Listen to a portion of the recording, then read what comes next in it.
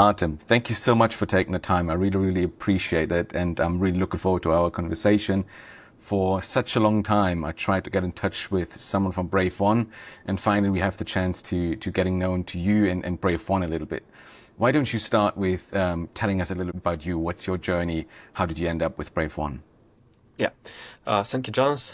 Likewise, really excited to be here, and I heard some of your previous episodes, and I believe you're doing really important job to explain the crucial changes that are happening now in the defense ecosystem. And those changes are not really about like the hype that we see, but really about fundamental changes of how you protect your country, how you protect your family, how you actually create resources needed for deterrence, not for the war, but really to avoid the wars. Correct, yeah. About myself, I'm originally from Ukraine. I left Ukraine when I was 17. I lived for some time abroad, and then at some point I decided to come back to Ukraine because, in my opinion, and in opinion of a lot of people here, Ukraine is a country of opportunities, and it's really like why I believe a lot of people are really like fighting hard because it's really the country that you can easily love. My background is mainly like it used to be mainly connected with commercial real estate, working either like for big multinational companies like Marriott International and others, also working for some Ukrainian top real estate companies.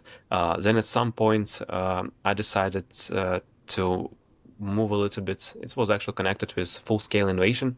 I was at that point helping biggest real estate company in Ukraine to move into the hospitality sector and opening a hotel.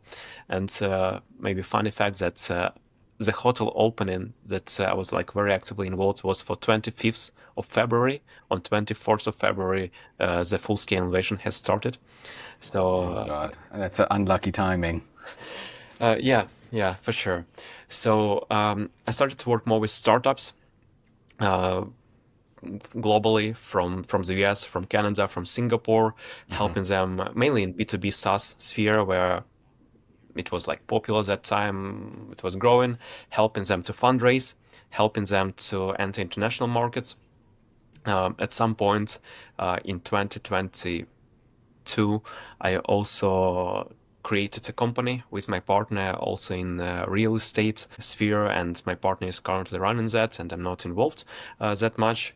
But in Ukraine, we have this understanding that are you are either in the military or you should be for the military.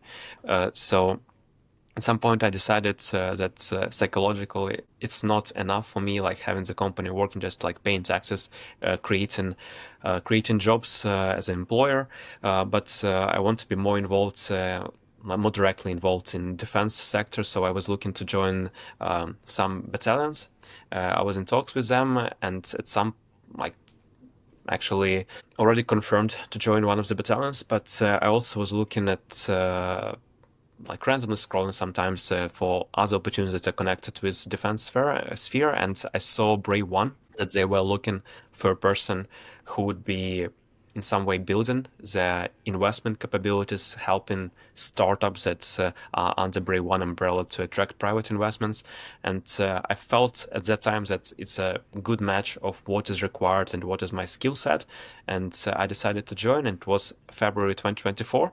So now it's almost 1 year and a half that I have been with Brave1, and it's really exciting journey actually. Fantastic. Before we jump into your daily work and your journey and how everything changed from when you started to where we are now, for the couple of viewers which don't know what Brave1 is, could you maybe give a short introduction about that?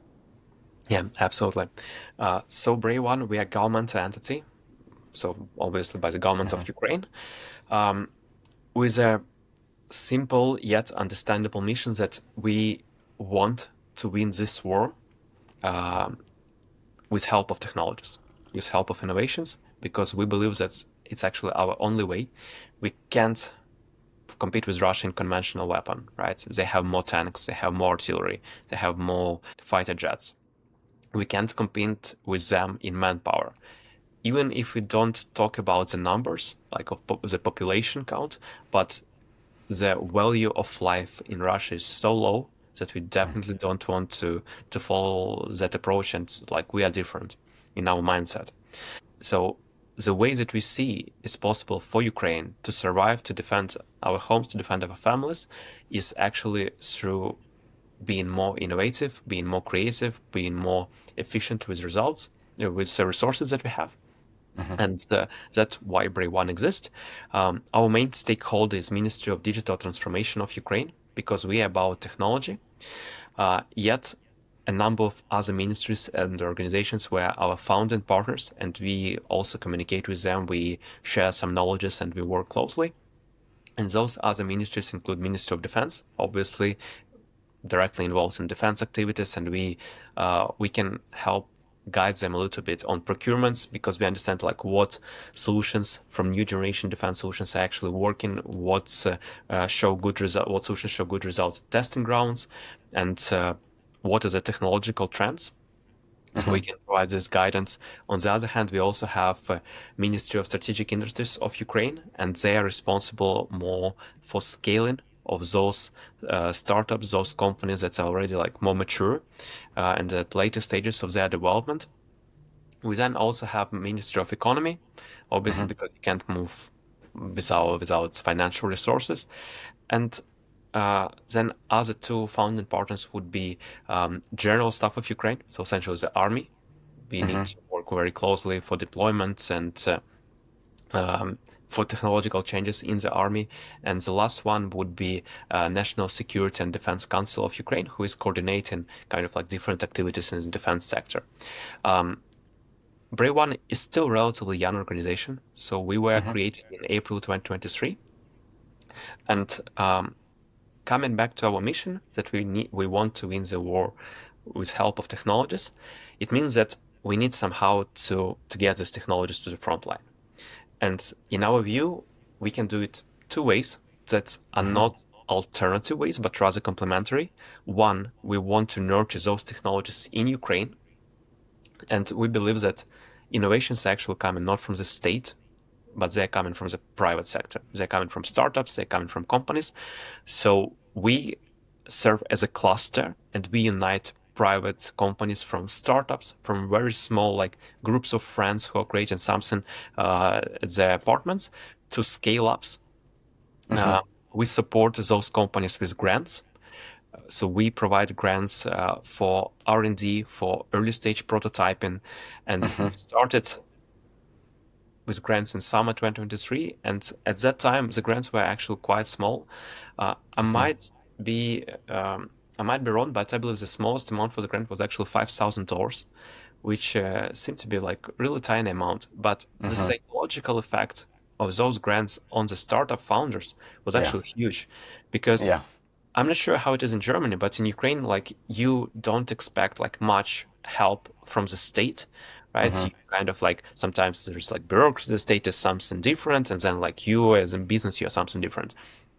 And especially when it is 1 year through the full-scale invasion, like horrible war, everything is so unclear. You don't understand what's going to be next, and then you think, how can I be helpful in this situation to my country?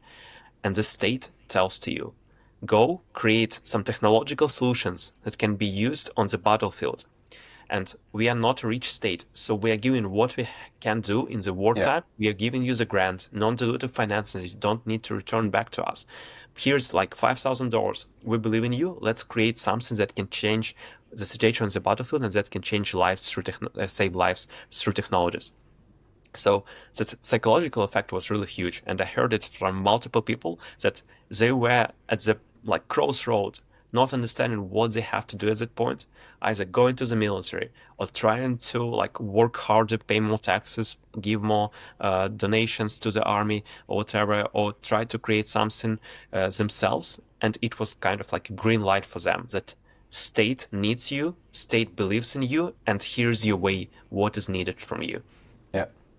And historically, Ukraine has been a very strong country in IT, in information technologies, like civil sector.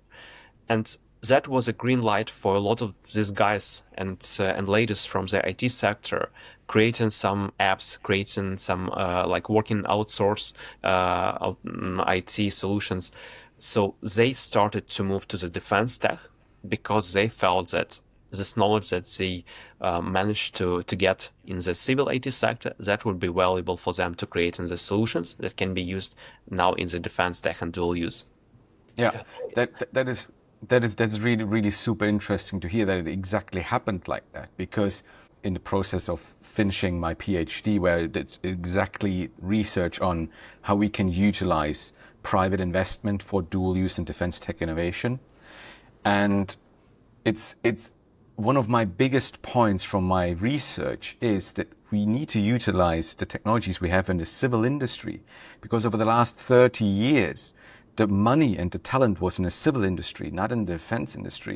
And I think we have so much unused potential, which we could not now just transfer if we find effective ways to transfer to defense, which would absolutely help everyone and just, move the needle in a meaningful way in technological progress. I'd love to ask a question on that. When these young companies or these young teams or these civil companies started, how did they know what to start with, or what is a problem and what needs fixing?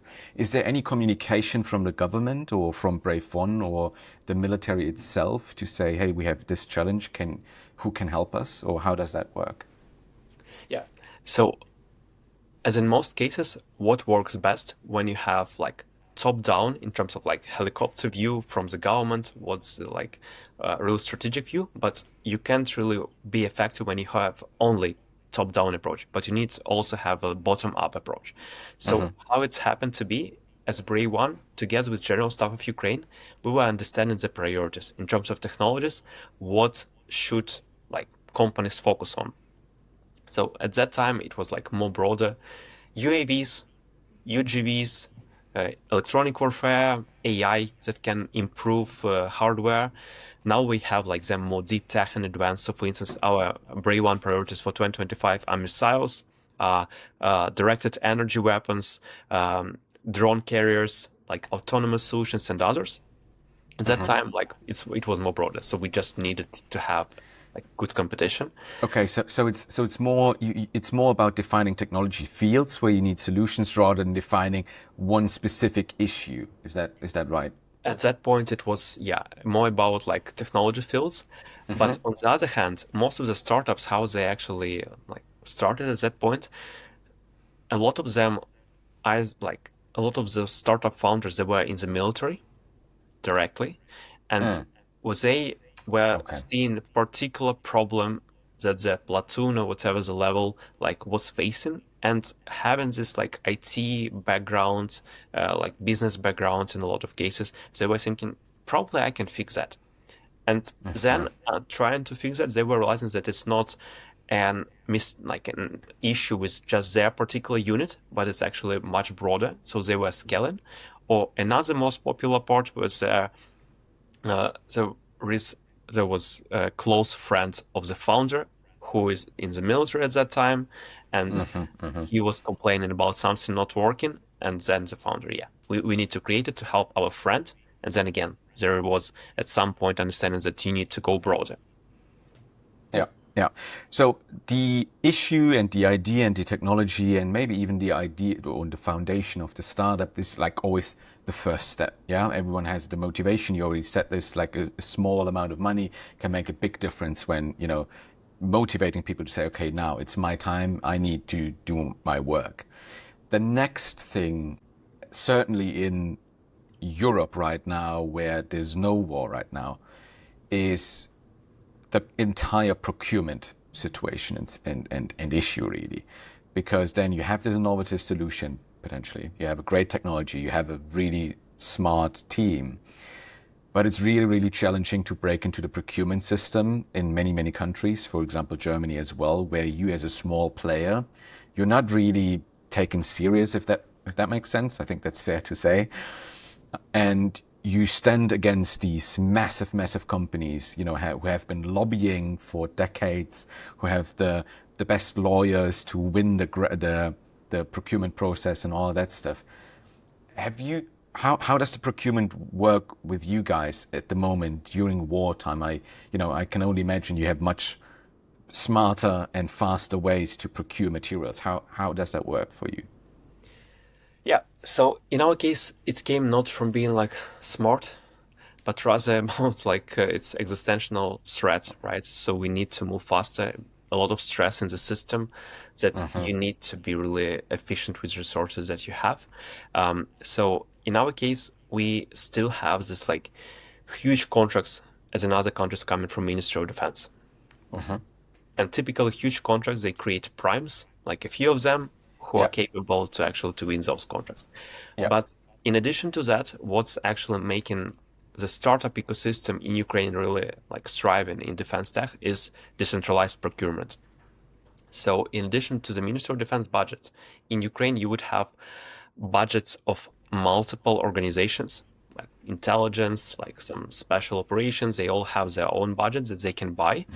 But what's the most surprising part that even on the unit level, like battalion level, they also have their own budgets. And it is formed through a number of ways. So we had this legislation passed that some part of local taxes is actually going to the budget of the brigade, right? So they actually have in this part, and we have this phenomenon like in the nation that we donate a lot. Like we support countries, like we support the military through crowdfunding directly, like from the citizens, and we have charity foundations that might seem small, like for the outsider, but actually their budget per year is around $500 million that they can actually spend directly on procuring defense equipment, including like they were buying like satellites, they were buying like armored vehicles, rifles, like really whatever needed, lethal equipment as well. So it is like a very serious source of income. Again, decentralized, very agile, and very effective. So Has that always been like this, or is that something where the moment the war came around, you very quickly realized, oh, the old way, or has it always been decentralized in Ukraine?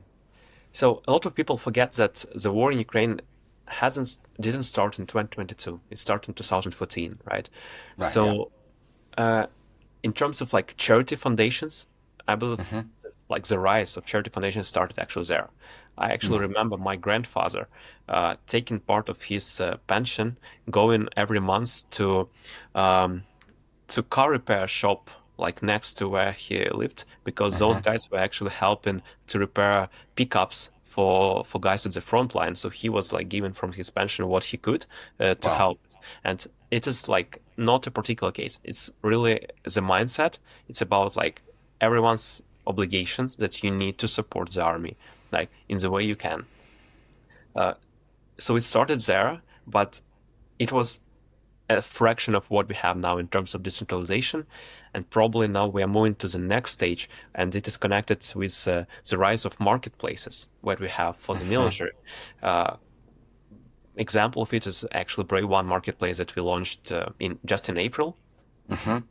It's still an MVP, but we already have more than 1,000 products. And to make it simple, we call it Amazon for the military, right? So military, through their special system called Delta, they can access it. They see different products, they see technical characteristics, they see the price, and what's more important, they can order directly from the manufacturer, skipping all the lengthy procedures from the government, from Ministry of Defense, whatever is like bureaucracy. They actually just can write on WhatsApp to the manufacturer saying that I need 10 UAVs that you have on the marketplace. Can you deliver it to me?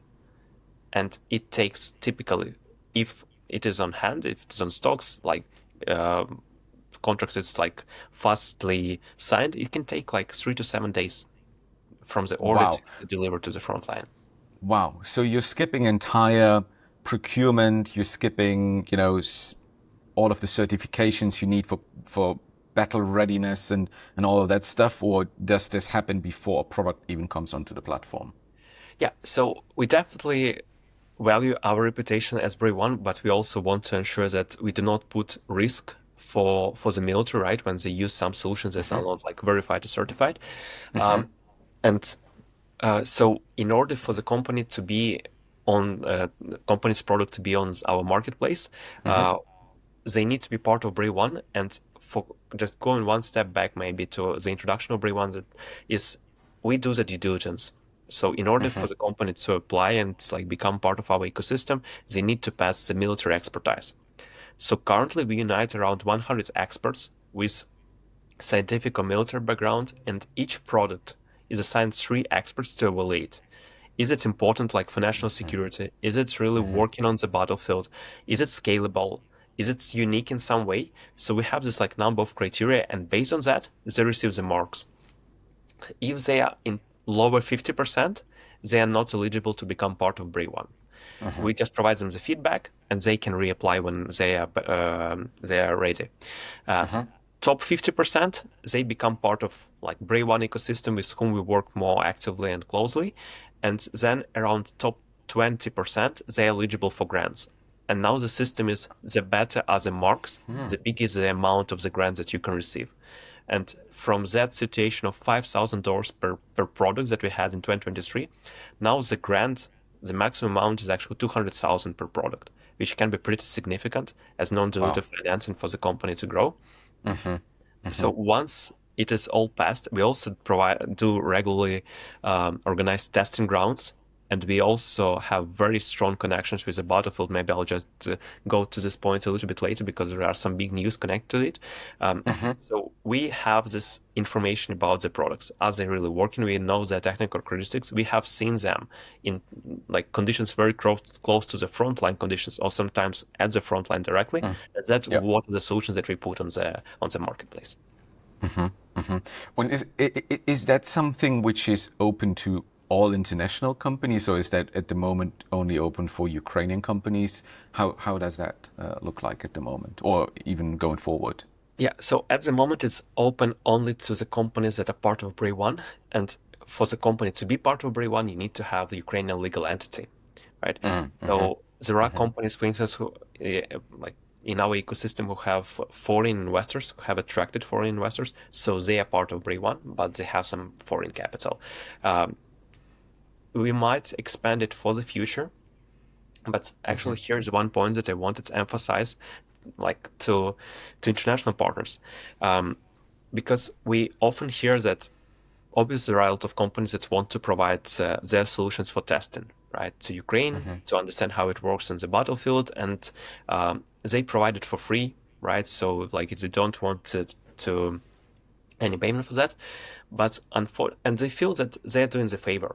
And it might be looking like that because you provided something for free, some technologies. But in a lot of cases, they forget what is actually the hidden cost of their solution not working properly as declared, because we see a lot that marketing of a lot of defense solutions are actually exaggerating their technical capabilities a lot and proving to be very far away from the reality.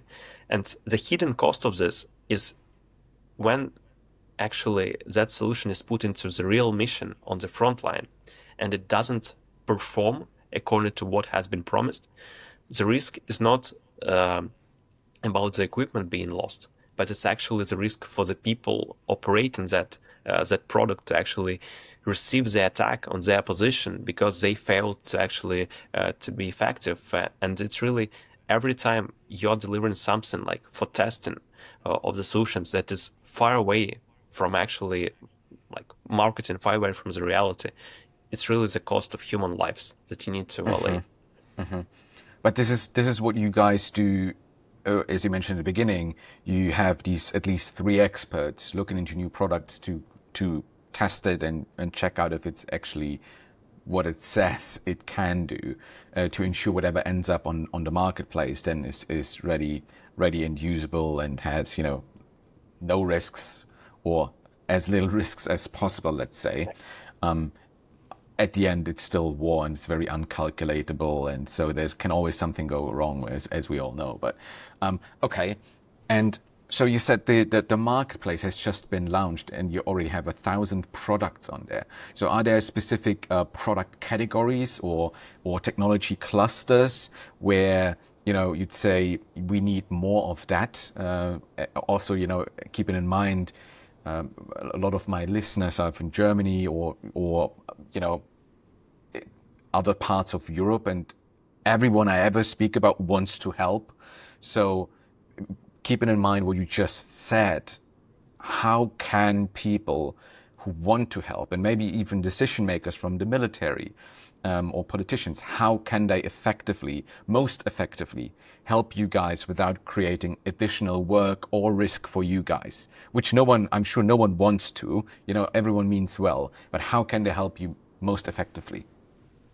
Yeah, I would come back to something that we started. So to win the war with technologies, we can either nurture solutions inside Ukraine. That's what we do through grants and other systems. But another part of this puzzle is actually that we want to bring some very effective capabilities from outside of Ukraine and deliver those capabilities to our frontline units. And in our case, it is now important not about the quantity. So we don't want to have, we already have 500 companies in Ukraine that create UAVs, right? So if we have another company that creates UAVs from Germany, from Spain or wherever, it wouldn't make a difference in most cases. It would be just more complicated, already a complicated landscape with more training needs and whatever. However, there are some niches that are still underfilled, right? So we need more companies, we need more capabilities. And I would say that a lot of our priorities as Brave1 are connected with air defense. And you see how fast the airborne threats are changing from missiles to some cheaper solutions like Shahid drones and other type of drones similar to Shahids. So last year, I believe we had dozens Shahids flying every night. Now it has increased to around 300 Shahids flying every night. So the exponential growth of that is terrifying. And we know that it's not stopping, that Russia is increasing capabilities. Iran, obviously, North Korea, other countries. So it's really the game of quantities, of huge quantities. And it's also the game of cost. So there is no air defense system in the world, like traditional air defense system, that is capable to defend the country against Shahid drones when they're coming in huge quantities. Yeah. And another point, what happens if we are in this ceasefire situation or something, when Russia has an opportunity to not to send Shahids that are produced, freshly produced, but rather to store them and then attack instead of 300, but maybe 5,000 per day or 10,000. So non-air defense system is capable of that. So what we are looking from international partners, including, is solutions for air defense, new generation solutions, directed energy, so laser, in other words, to actually be effective against UAVs, microwave solutions, right? Again, so something that can be cheap, deployed against UAVs in huge quantities that are flying swarming of those UAVs. Drone interceptors, also something that is working and it is important to develop. Additionally, I believe your audience heard about the rise of optic fiber drones on the battlefield. Something that a lot of people never believed in it, because it seems like a ridiculous idea when you have a UAV and you actually put 20 kilometers of cable, which is flying behind that UAV, right? And it just shows how the war has changed. So it's not about creating something too sophisticated or too high tech, but rather what we call here effective technology. Is how do you get the mission accomplished with the minimum technology and the minimum time? So we have to admit that Russians were the first who actually made a bet on these fiber optic drones, and it helps them to gain more momentum on the battlefield. So having solutions against those, so some kinetic solutions, so any other type of solution that you can create against fiber optic drones, is something that would be very valuable, and Ukraine will be very open to reviewing them and helping to deploy them.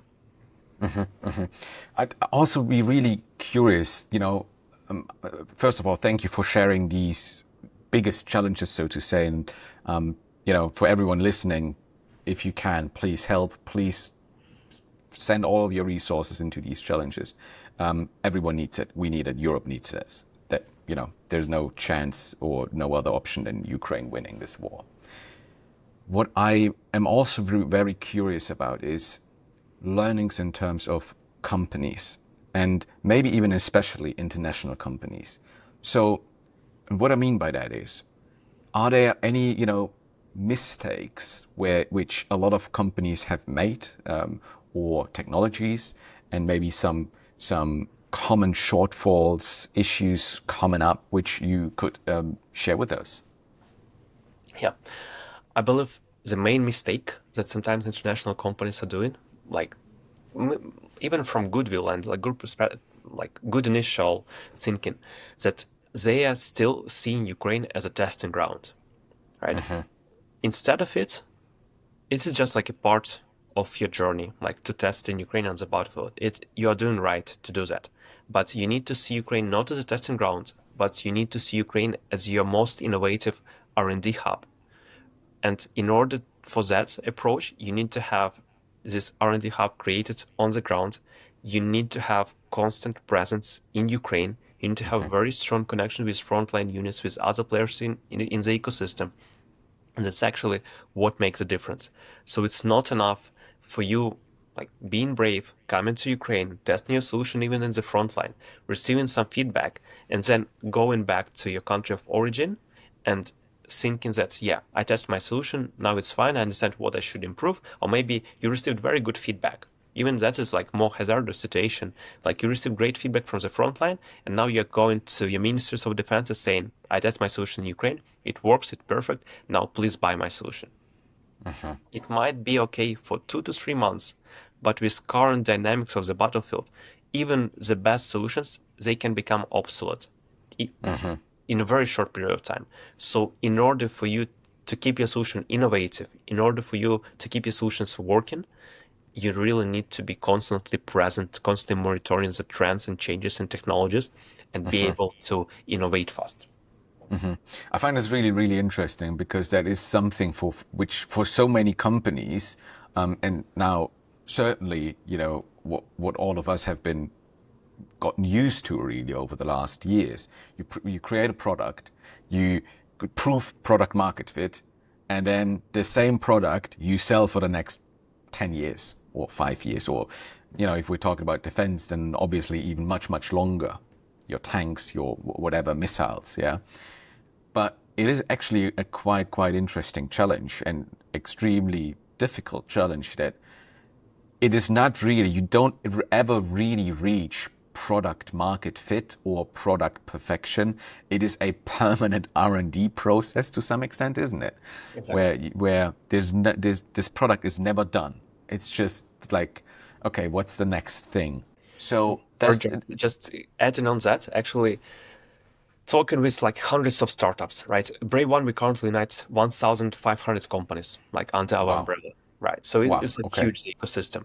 So what I learned is actually that the power of those companies is not like main power, is not in the IP itself, it's not in the like know-how, but it's rather in this ability to keep innovating all the time. So it seems that the main power is actually the corporate culture that you create, that it's never enough. You keep innovating, like whatever the feedback, whatever the results, you just need to keep changing yourself from day to day and just keep the pace, because the pace is most important. Like it's more important than the result that you have already achieved. And I guess this is also why you guys realized that the part of the grants is so important, isn't it? Because I'm an entrepreneur myself, and I'm immediately thinking, oh, wait a minute, now I have ongoing, probably fairly high R&D costs, which obviously makes your financial case, and often many times I assume, difficult, other than usually you put in R&D investment in the beginning, but then at some point you have the chance to sell off to the market, and you get your money back what you invested in the beginning. But now there is an additional ongoing churn of capital, which you just have to invest in order to stay relevant. Yeah, is that fair to say? Yeah. Yeah, and what's actually frightening for all of us, Ukraine and Europe, that like always there are some grants, there are some programs like EDF and like other programs that can support you.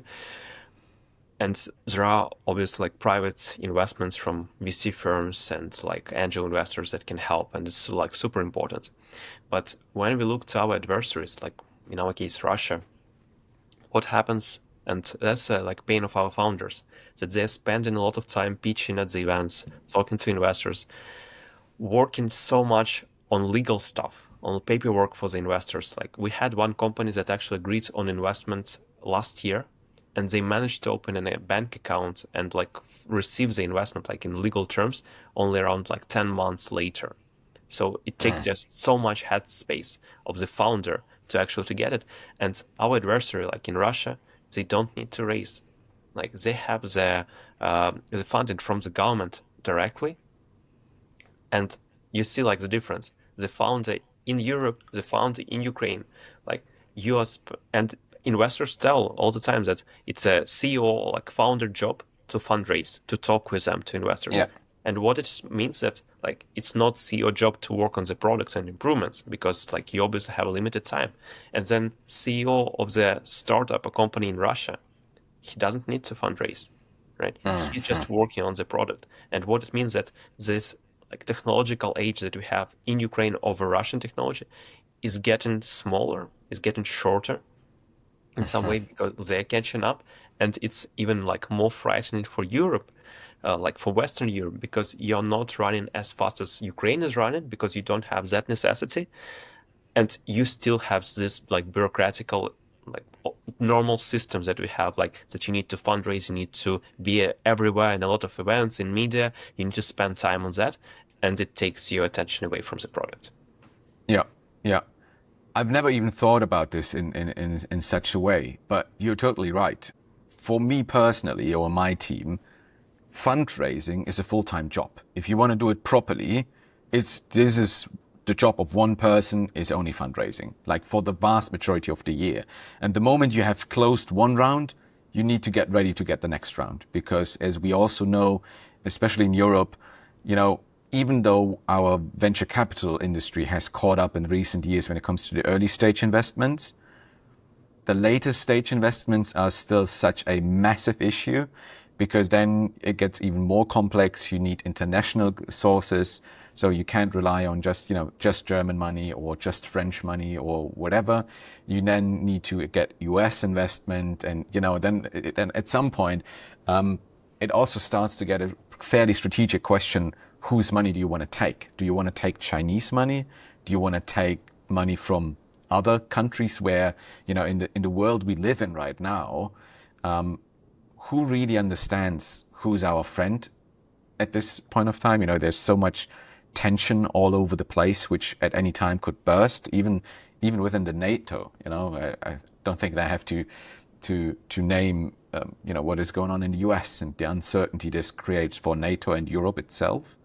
So that is really, really concerning. What do you think? Is there anything legitimate we can do? I mean, obviously, you said in the beginning, you focus on helping the companies within Brave1 to do fundraising.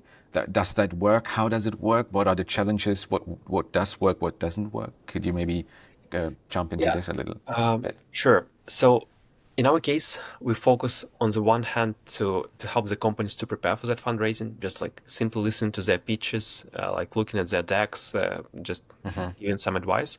On the other hand, we try to create the investors community, like including the Ukrainian international investors. So we tried to actually to talk about some initial concerns that all the investors have about defense, because most of them, they have never been in defense. They don't have enough technical understanding of what's happening here. So we are trying to provide this knowledge.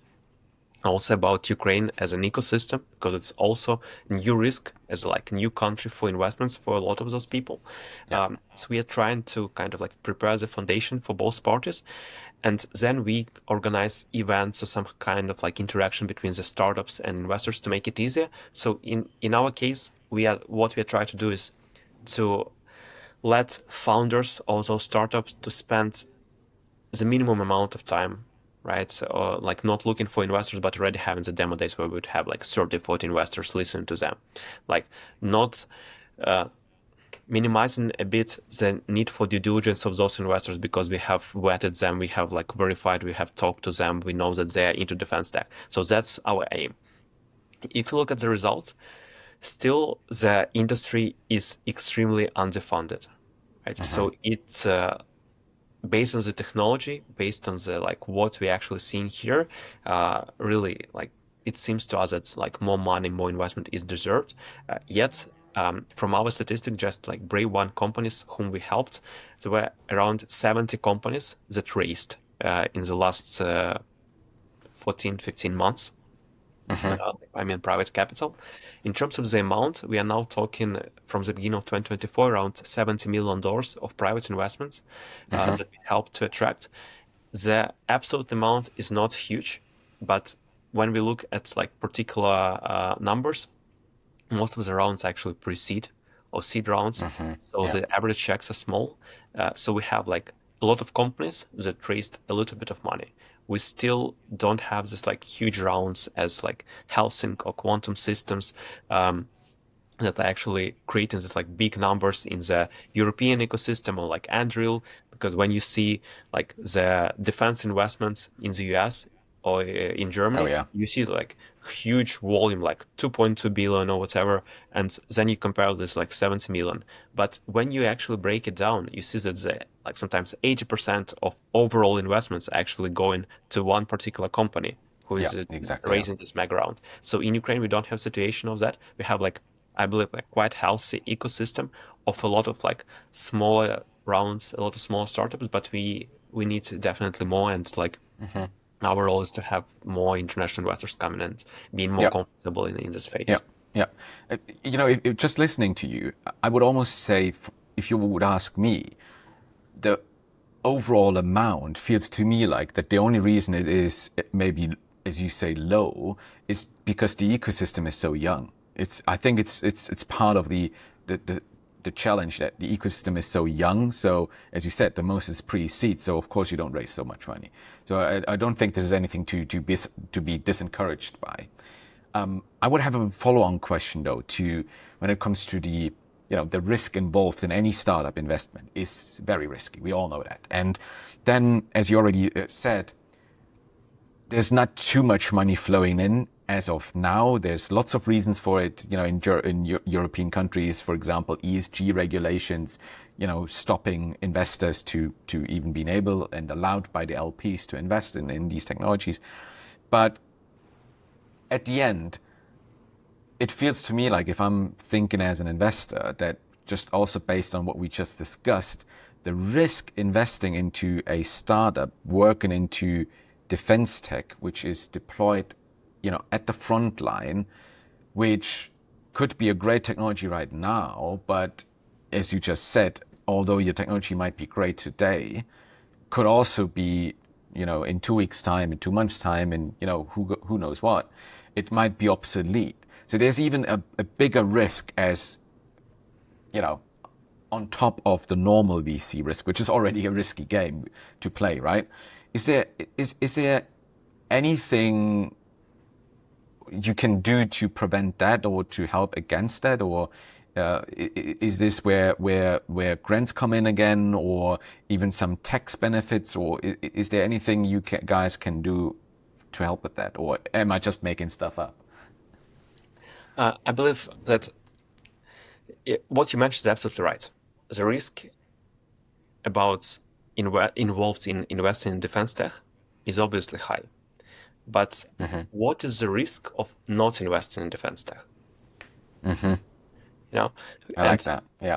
It's also, sometimes people don't understand that investing in defense tech is also about hedging the risk of your other assets. Like if you're investing in real estate and you are investing in defense tech, it means that you are protecting your overall portfolio, because most probably you're increasing the chances that your real estate will not be destroyed by Shahid drones or by missiles or by tanks, right? So every time you are investing in defense tech, you are hedging the rest of your portfolio. And it's about like family offices, it's about like alternative assets class managers. Really, like, you need to start looking in defense tech because it's directly associated with the risk that all other assets that you are currently having is up to. Yeah, I really like this. I really like this.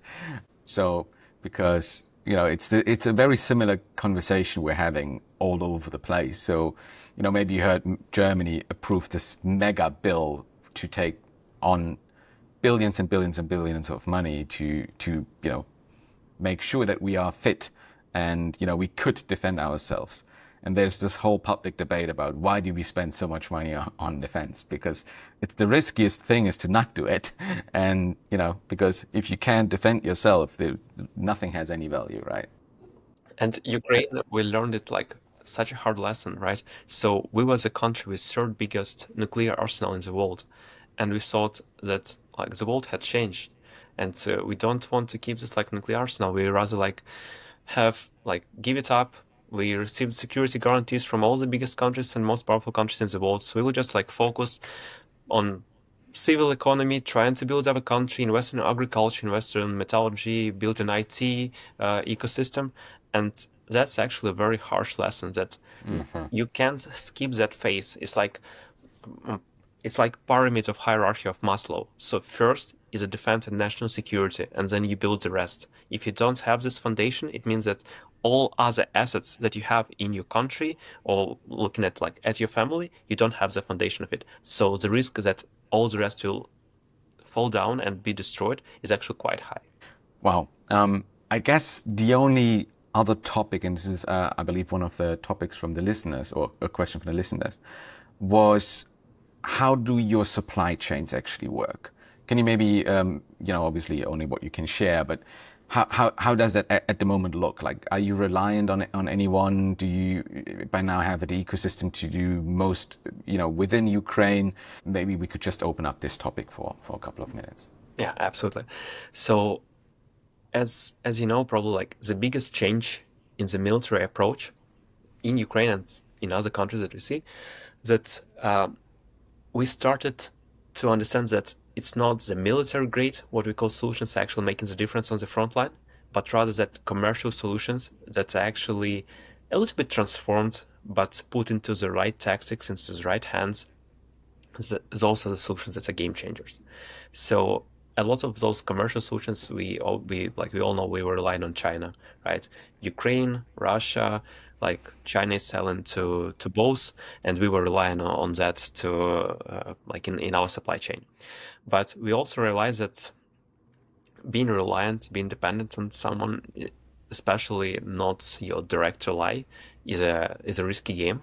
So we started to very actively localize first like the finished goods, like UAVs itself, and then like going deeper and deeper into the components, then materials for that components, and creating all this stuff. So a few months ago, we actually had an event with one of the Brave1 ecosystem companies working in the drone space.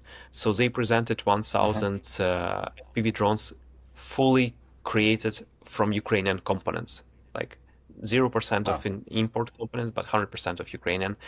It's not what they all develop in-house, that particular company, but rather, again, it's about ecosystem. So they are buying from other suppliers inside Ukraine. We see the race of the companies who are actually not creating the finished good, but rather creating materials, creating the components needed for the defense sector. And this movement is just accelerating. So talking to the companies, I remember actually last spring, at most of the demo days, like investment demo days that we organized, there were so many questions from investors to the companies, like, what is your supply chain? Are you dependent on something? And those companies were saying that we are looking like we have multiple suppliers, so we are not that dependent and everything, but it was really concern for everyone. For our last demo days, maybe for last 4-5 months, I haven't heard such questions, because now everyone understands that we are quite self-sufficient in what is supplied, and we created a lot of capabilities in-house in Ukraine. Fantastic. No, that is definitely a smart move, and it's great to hear that it also moves through the value chain rather than being stuck at the finished goods. Because a couple of episodes before the one we're recording right now, I was speaking with a gentleman who is an expert in raw materials and, especially like rare earths and all of that stuff. And that was the first time I actually realized, especially when it comes to the primes and their products like tanks, planes and all of these technologies, if some country like China, which has like an unbelievable large amount of the global market when it comes to the supply of these critical raw materials, stops the export, that's game over. That's game over, because we do not have the capabilities or the raw materials or, mines to mine the raw materials in Europe. Nor do we have the industry to take the raw material out of the mine to a usable metal or whatever we need. So it's quite scary that, you said you had to learn it the hard way when it comes to your nuclear power. It's quite disturbing for me to think that Europe is entirely reliant on China and or the handful of mines in Africa, which are controlled by China. So, it's challenging, I think, for everyone. And, also because it has implications to not only defense, but any industry in any country, really. Are there any other areas you want to, touch on, or have we covered everything you wanted to share for today? Maybe just the last message, which is quite obvious, but it's important to highlight every time. It's really about the timing. Like every time I'm in Europe, like at some events, I hear intention really to move faster. And we see that systems are getting more agile, like procurement is like getting more agile, and like a lot of effort is getting into it. But still, we need to be much faster than that, because we see like we have extremely strong adversaries, extremely strong, like who are moving so fast, who are deploying so fast, improving their armies, improving their tactics, improving their technologies. And for us, it's in a lot of cases we are catching up, actually. So it's really critical for all the policymakers, everyone involved in defense tech, to do everything they can to speed up all this procurement processes, investment processes, like technology development, to give us more chances for the peace, for deterrence, because really we can have peace only by being strong. Yeah, thank you so much. Thank you so much for taking the time today. And that is really something I'm saying to everyone. Speed. It's all about speed. And, I know that over the last decades, countries have established bureaucracy for reasons, I do understand, for reasons during peacetime, but we need to drop all of that now and just get things moving, because there's no other way then for Ukraine to win. Thank you so much for taking the time today. I found it really, really insightful, and I'm sure everyone listening feels the same. Thank you so much. Really appreciate it. Thank you for the invitation, Jonas. Yeah, appreciate it.